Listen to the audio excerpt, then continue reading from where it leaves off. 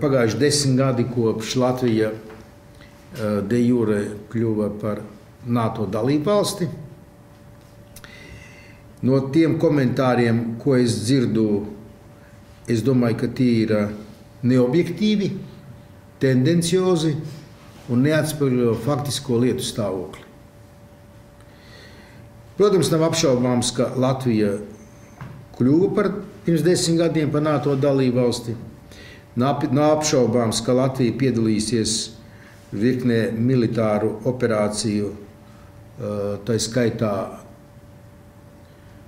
vai oficiāli kā NATO dalībvalsts, vai arī kā NATO spēku, jeb arī kā valsts vienkārši piedalīsies kāda valsts okupācijā, bet būdama NATO valsts statusā, pirmkārt es gribētu pieminēt Irāku, kas bija pilnīgi nelikumīga okupācija kopā ar amerikāņiem un citām valstīm. Bet galvenā problēma faktiski ir cita. Galvenā problēma ir tā, ka Latvija nav uzņemta vēl līdz šai baltai dienai NATO de facto. Tas, ka virs Latvijas gaisa telpā lidinās svešu valstu lidmašīnas, tas vēl nenozīmē dalību NATO valstīs. Tas tikai apliecina, ka Latvijas gaisa telpa no ģeopolitiskās cīņas viedokļa interesē šīs pasaules varenās valstis. Un ar savu klātbūtni viņi nodrošina savu ģeopolitisko ietekmi un ģeopolitisko statusu un intereses un interešu robežu.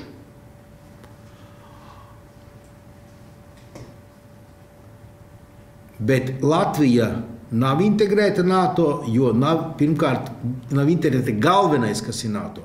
NATO ir biznesa projekts. NATO galvenais ir militāri rūpnieciskais komplekss.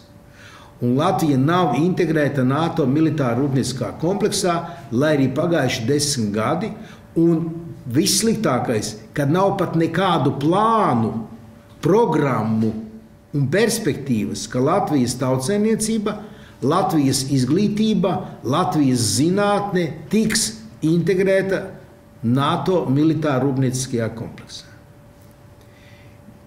Latvijas status militāri rūpnieciskajā kompleksā ir ļoti vienkāršs. Latvijas nodokļu maksātājs dod naudu, un mēs uzturam NATO dalībvalstu militāru rūpniecisko kompleksu, citiem vārdiem ekonomiku. Protams, nevar tik, cik mēs esam lieli, bet mēs viņus uzturam, nevis viņi mūs uztur. Tā kā vecajām NATO dalību valstīm, pirmkārt ASV un citām, ir ļoti izdevīgi, ka Latvija ir NATO dalību valsts. Šobrīd pierādīt izdevīgumu Latvijai ir ļoti grūti, un pirmkārt nevar pierādīt, ka Latvija ir integrēta militāra rūpnieciskajā kompleksā. Jā, šie NATO aizstāvji saka, ka lūk caur Latvijas ostām, konkrēti iet runa par Rīgas ostu, protams, notiek kravu tranzīts uz Afganistānu.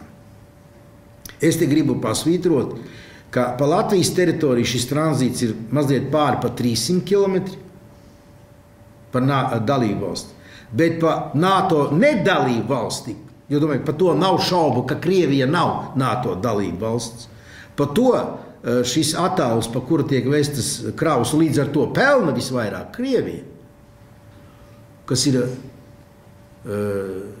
tur ir 1000 kilometru, mums ir tikai 300 kilometru. Tā kā no šī viedokļa Krievija ir vairāk integrēta NATO militāra rūpnieciskajā kompleksā nekā Latvija. Vairāk integrēta. Jautājums, kāpēc? Tas nozīmē, ka Krievija ir kā tuvāka NATO nekā Latvija. Tāds vienkārši jautājums.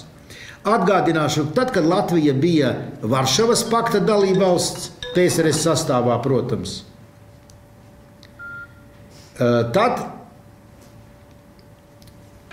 kad Latvija bija Varšavas pakta dalībniece PSRS sastāvā, tad Latvijas iekšzemes koproduktā militārrūpnieciskais komplekss bija apmēram 7%. Apmēram 7%.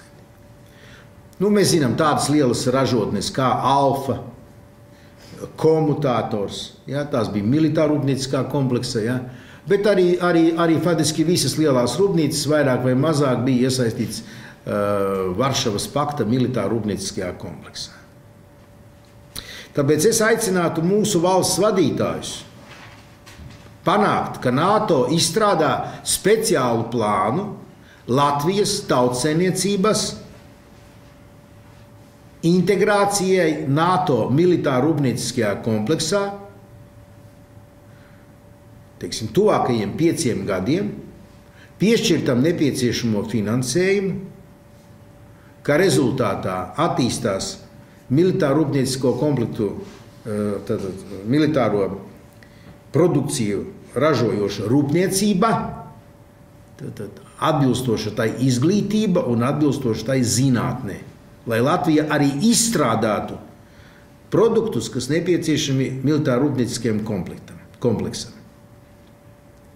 Šāda programma būtu lētāka nekā palīdzības programma tagadējai Ukrainai, kura nav NATO dalībvalsts. Pie tam, ja man jautā, kāpēc tas jādara, es varu atbildēt vēl vienreiz. Tad vidējā pensija, ar kādu Latvijas pensionārs aizgāja pensijā 2013. gadā, bija 224 eiro, ja iztikas minimuma patēriņa gross ir 253 eiro. Kāpēc tas ir jādara? Ja? Jo tik nabadzīga NATO valsts ir bīstama dalība valsts, tāpēc, ka viņa ir iekšēji ļoti nestabila. Un te ir iespējami visādi ekscesi, kuru, var būt līdzīgi Ukrainai. Jo tāpēc, kad visi tie, kas aizgāja Latvijā vidēji pensijā 13. gadā, visi, diemžēl, ir zem iztikas minimuma pensiju saņems.